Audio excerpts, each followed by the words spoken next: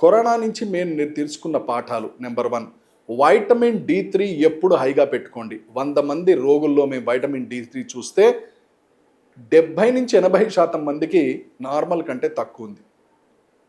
Vitamin D3 అతి కీలకమైన level. అంటే ఈ వైటమిన్ డి ఏం చేస్తుందంటే వ్యాధి నిరోధక శక్తిని చక్కగా పెంపొందిస్తుంది, బొక్కలని, మన బోన్స్ని, ఎముకలని గట్టిపరుస్తుంది, 3 గ్రోత్ని కాపాడుతుంది, 4 మేధస్సుని ప్రాపర్గా పనిచేసేటట్టు చేస్తుంది.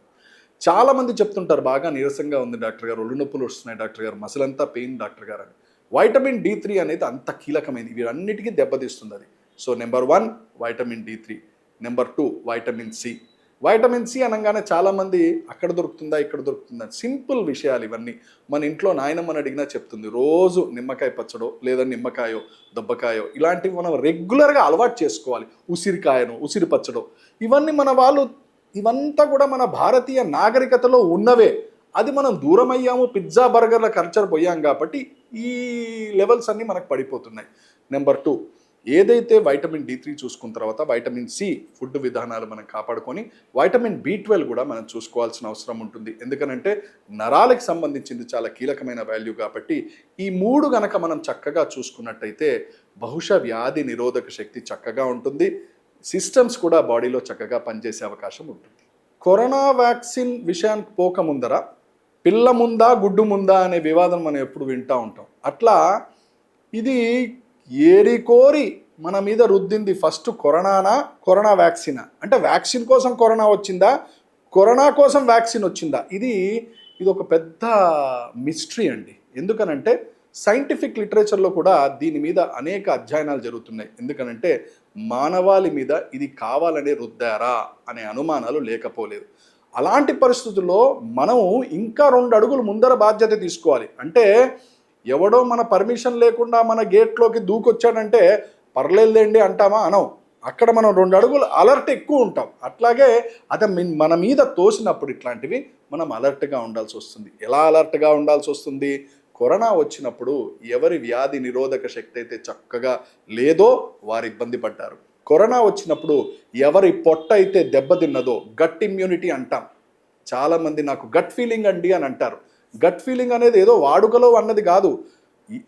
గట్ మాట వినాలా బుర్ర మాట వినాలా అని ఒక మాట ఉంది. అంటే will you listen to the gut? పొట్ట మాట వింటావా బుర్ర మాట వింటావా? పొట్ట మాటే ఫైనల్. ఎందుకు? పొట్ట అనేది సెకండ్ బ్రెయిన్ లాంటిది మీకు. మీ పొట్ట ఎప్పుడైతే దెబ్బతింటుందో, పొట్ట దెబ్బతినడం అంటే ఏంటి? నానా చెత్త, నానా రుచులు ప్రతి ప్యాకెట్లో తీసి బయట తినడము, బయట ఫుడ్స్ ఎక్కువగా తినడము, ఫ్రైడ్ ఫ్రూట్స్ ఎక్కువగా తినడము, ఇలాంటివి చేస్తే పొట్టలో ఉన్న ప్రోబయాటిక్ మైక్రోబయాటా అని అంటాం. ఈ మైక్రోబయాటా దెబ్బతింటుంది. ఎప్పుడైతే పొట్టలో మైక్రోబయాటా దెబ్బతింటుందో అలాంటి వాళ్ళే కరోనాకి కుప్పకూలారు. దాన్నే వైద్య భాషలో మేము the lung gut axis or the gut lung axis అన్నాం. మాట్లాడే ప్రతి మాట ఒక అధ్యాయం నుంచి బయటకు వచ్చిన మాట. అందుకనే ఎవడు చక్కగా ఉంటాడ్రా అంటే మీ ముత్తాత నా ముత్తాత చేసిందే కరెక్టు. ఏమిటది? చక్కగా తినడం, ఎండలో ఉండడం, మంచిగా ఉన్నంత వరకు పోషకాహారం తినడం. ఇది ఎవరికైతే అలవాటవుతుందో వాడికి పోషకం ఆహారంతో పాటు వ్యాధి నిరోధక శక్తి పెరగడము, కరోనా నుంచి కూడా వాడు తట్టుకున్నాడు.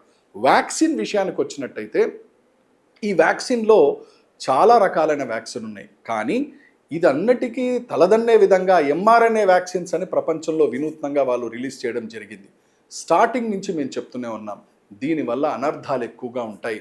అంటే కొండనాలికకి మందేస్తే ఉండనాలిక ఊడిందన్నట్టు, అసలు వ్యాధికి పోవాలని మనం తీసుకుంటే వేరే కొత్త వ్యాధులు తెచ్చిపెట్టినట్టు ఆస్ట్రాజెనికాలో రీసెంట్గా మనం చూసాం. యూకే కోర్టులో బహిర్గతంగా వాళ్ళు ఒప్పుకున్నారు.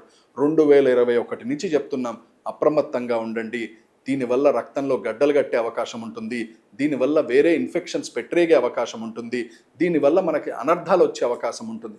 మంచి చేయలేదా డాక్టర్ గారు వ్యాక్సిన్? చెయ్యలేదు అని అంటానికి వీలేదు. అది ఎంత మంచికైతే మనం అనుకున్నామో మంచి కంటే చెడు ఎక్కువ చేస్తుంది అని ఇప్పుడు మనకు అధ్యయనంలో తెలుస్తుంది. కాబట్టి ఇంకా అప్రమత్తంగా ఉండాలి మనం. నేను ఇంతకుముందే చెప్పాను, మనకు తెలియకుండా ఎవడైనా మనకి ఒక గుడ్డ కాల్చి నిప్పులో వేసి ఒక గుడ్డ కాల్చి వేసాడు అనుకోండి, మనం జాగ్రత్తగా ఉండాలి. ఎందుకు? మనల్ని మనం కాపాడుకోవటానికి. సో వ్యాక్సిన్ వచ్చిన తర్వాత తీసుకోవాల్సిన జాగ్రత్తలు ఏమిటి? నెంబర్ 1, ఎట్టి పరిస్థితుల్లో వీక్నెస్ పెరిగినట్టయితే చెక్ చేయించుకోండి, వైటమిన్ B12 చూయించుకోండి. నెంబర్ 2, ఎక్కడైనా సరే కాళ్ళు కీళ్ళు మొత్తం వాపులు వస్తున్నాయి, ఎలర్జీలు పెరిగిపోతున్నాయి, డైమర్ లెవెల్స్ చూయించుకోండి, అంటే రక్తం గడ్డలు కడుతుందా లేదా. 3, మీకు ఎలర్జీలు పెట్టరేగుతున్నాయా, దురదలు పెట్టరేగుతున్నాయా, ఆయాసం వస్తుందా, ఇవన్నీ కూడా చాలా కీలకమైన విషయాలు కరోనా వ్యాక్సిన్ తీసుకున్న తర్వాత. కరోనా వ్యాక్సిన్ తీసుకున్న తర్వాత 2 నెలల్లోనే వస్తుందా, 3 నెలల్లో వస్తుందా అంటే అది మన చేతుల్లో లేదు. ఒక్కసారి నిప్పు గుడ్డకి పెట్టి మీదేస్తే అది ఎన్ని నిమిషాల్లో తగలబడుతుందండి అని అంటే చెప్పలేం. అది ఆపే పరిస్థితి లేదు కాబట్టి 6 నెలల వరకు కూడా తగలబడచ్చు. అట్లాగే ఒక్కసారి అది సమాజంలో వదిలారు కాబట్టి ఇది ఇన్ని రోజుల్లో వస్తుందా, అన్ని రోజుల్లో వస్తుందా అని గమనించాల్సింది ఎవరు? మనమే. సో ఎవడో చెప్తాడు, ఎవడో మనం కాపాడుకోవాలని కాదు, మనమే మన ఆరోగ్యాన్ని, కుటుంబ పెద్ద ఎవడైతే ఉంటాడో వాడు తన కుటుంబాన్ని కాపాడుకునే ఆలోచన, శ్రద్ధ తను పెట్టాలి. ఈ వాల్యూస్ అని చూసుకోవాలి. ఆయాసం వచ్చినా, దగ్గు వచ్చినా, నరాల నొప్పి వచ్చినా, కాళ్ళు వాపులు వచ్చినా ఇమ్మీడియట్గా ఇన్వెస్టిగేషన్ చేసుకోవాల్సిన అవసరం ఉంటుంది.